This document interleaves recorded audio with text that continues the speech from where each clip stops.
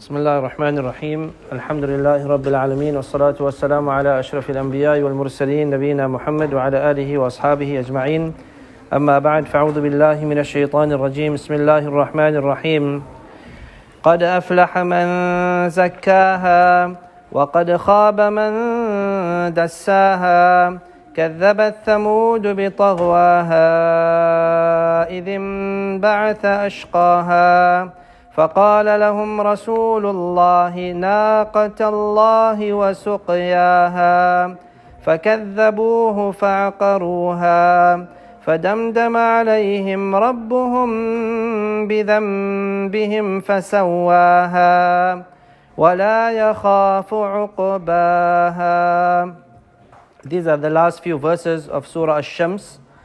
We made mention last week with regards to the first few verses. This is the surah where Allah subhanahu wa ta'ala takes the most amount of oaths.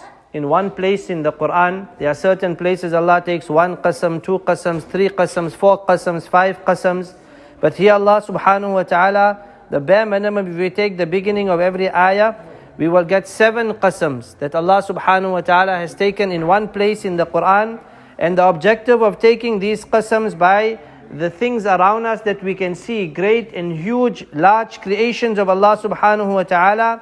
Allah subhanahu wa ta'ala is trying to draw our attention with regards to the rectification of our souls, the rectification of ourselves, the carnal desire that needs to be rectified. And Allah subhanahu wa ta'ala states, because He's showing us those that are successful, and Allah is showing us those that are unsuccessful. So to identify those that are successful and those that are unsuccessful.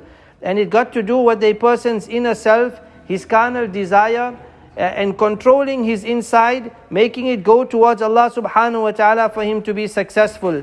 قَدْ أَفْلَحَ مَنْ زَكَّاهَا. Successful is the one who has purified his inner soul.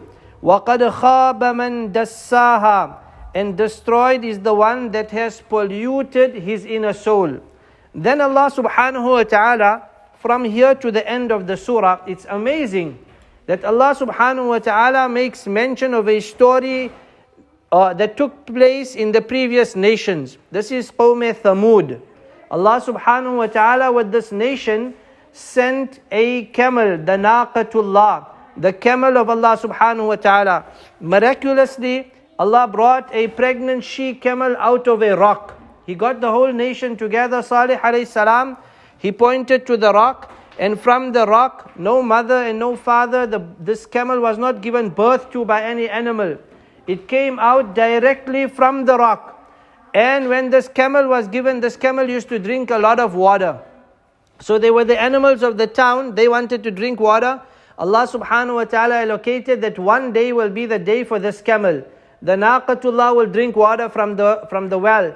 And then the animals will drink water. There was one lady, she had lots of animals. She was very wealthy, she had lots of animals. She was a very prominent person in the society.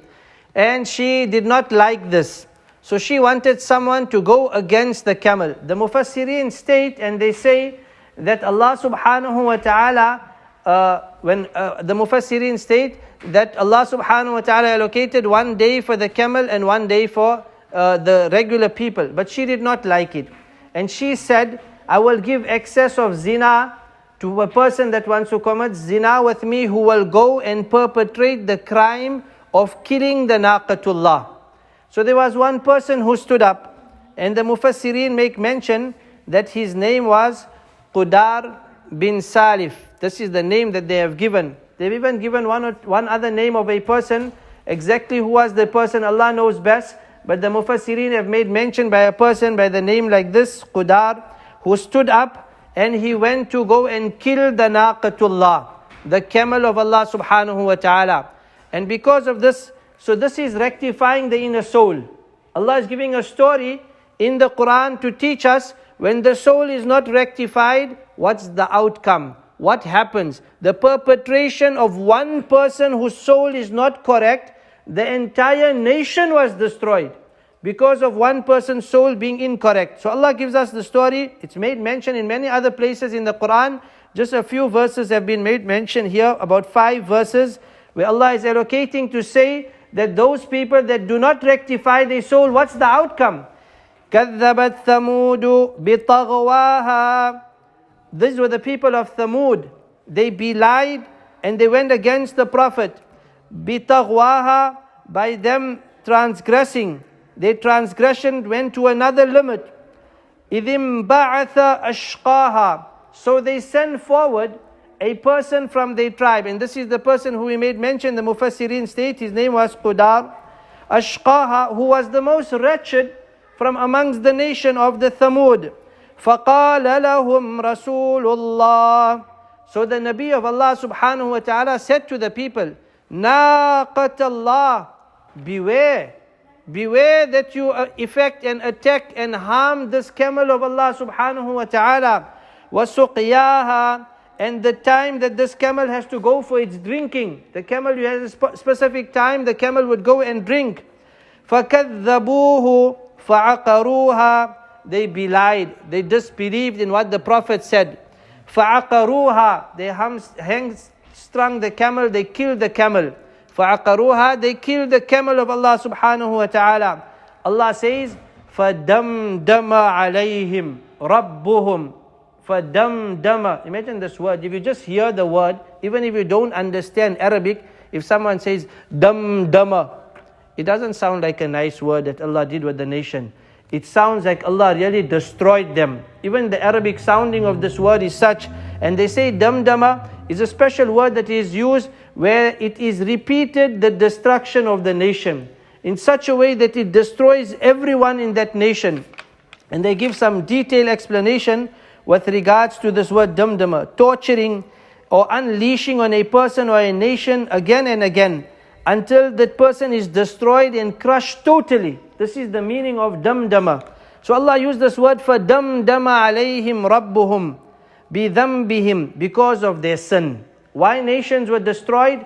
Because of their sin, because of going against the command of Allah subhanahu wa ta'ala. فَسَوَّاهَا. The punishment did not come only on that one person, or on the person, or on the few people that did it. But Allah says, فَسَوَّاهَا, because all of them wanted this action to be done. They just did not have the guts to go forward and perpetrate it. They were pushing other people. But they all wanted the camel of Allah to be killed and to go against the Nabi of Allah. So the old, the young, the rich, the poor, the man, the woman, it destroyed all of them. So all of them, فَسَوَّاهَا, it made it equal the punishment of Allah amongst all of them. وَلَا يَخَافُ عُقْبَاهَا. The last verse of this surah, Allah subhanahu wa ta'ala states, and Allah subhanahu wa ta'ala, in punishing a nation, Allah fears no consequence. No consequence. This is Allah. He's Qahar, Jabbar. He can do as He wants and when He wants. No one can question Him. You get a president of a country today, any country you take in the world, he perpetrates something. He sends some bombs, he wants to kill a neighboring country. But at the back of his mind, he knows there's going to be some consequences. People are going to attack me. People are going to come and kill me. There's something that's going to happen. He cannot just do it freely because somebody is going to go against him. But Allah subhanahu wa ta'ala does not fear any consequences. He can destroy an entire nation. And why He destroys them? When they disobey Allah subhanahu wa ta'ala, and He fears no consequences. That anyone can harm Allah, anyone can go against Allah, anyone can destroy or overwhelm Allah subhanahu wa ta'ala. وَلَا يَخَافُ عُقْبَاهَا. This is the end of Surah Ash-Shams. May Allah subhanahu wa ta'ala give us the tawfiq of understanding. Jazakumullah khair. Subhanallah bihamdih.